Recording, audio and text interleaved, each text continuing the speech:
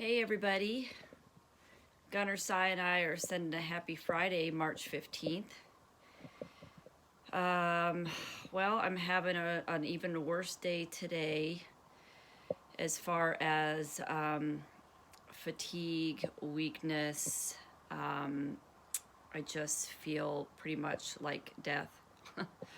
I've spent all day in bed. Trying to think of symptoms.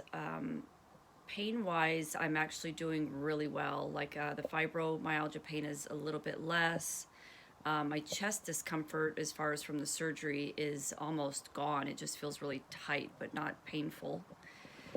But I'm just really struggling with just feeling really rotten. So that's where I am body-wise, but I did want to share with everybody that my spirits are so much better. I've spent the entire day binge watching the Netflix series, The Bible. And then I've also been doing my own reading of the Bible and a lot of prayer, and there has been a major shift that's happened today. There were a lot of messages throughout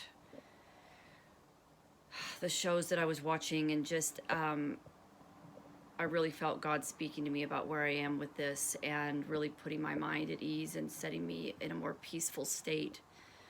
So I'm so grateful for that, and I just can't express enough the power of prayer. It is just truly miraculous. So that's where I am with that.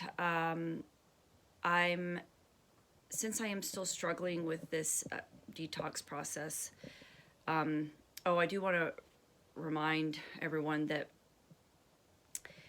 I'm having a little bit of a harder time with this because I did go into surgery already so depleted, and that, you know, there was a doctor at Mayo Clinic that had expressed some concern about my having a major surgery with as sickly as I was.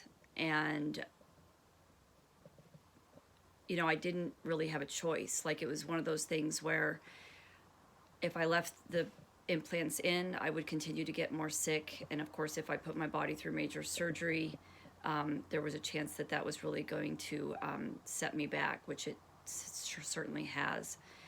But I had to do what I had to do to try and get well. So that's where my faith is still very strong in all of this.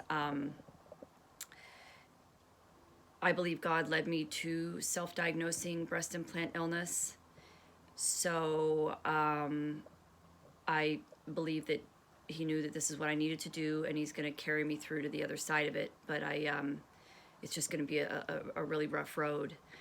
And, you know, I kind of came to terms with it in this way as well, that I put my body through a lot of hell for a lot of years. You know, I kept pushing through when it was trying to tell me to back off and slow down, and I didn't listen. And I owe it to myself now, after all of that kind of torture that I did to my poor body, that this time to rest and just be still and be with God is really I owe it to myself. I owe it to my body. It's like my way of showing respect when I didn't for many, many years. So I'm really good with that. I will say, though, I did mention to Graham just a bit ago that if this detox process continues to be, if I get any worse than I am now, especially since I've been having some heart palpitations and things, I am going to go ahead and go to the hospital for a few days just to have them kind of help me get over the hump, because my appetite's not great. I'm continuing to lose weight.